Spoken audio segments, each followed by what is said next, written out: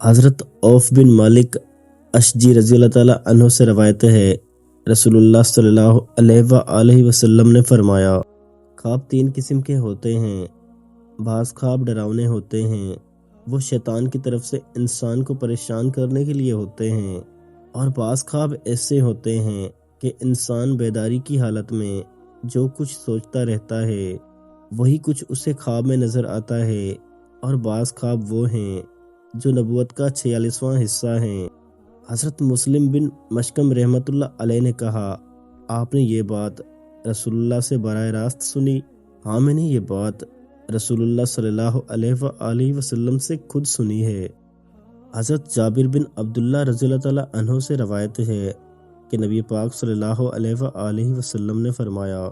جب کسی انسان کو ایسا خواب آئے جو اسے برا لگے تو اسے چاہیے کہ بائیں طرف 3 بار تھوک دے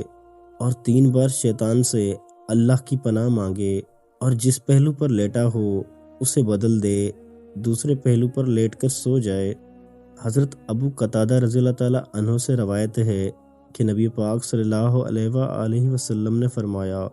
اچھا خواب اللہ پاک کی طرف سے ہوتا ہے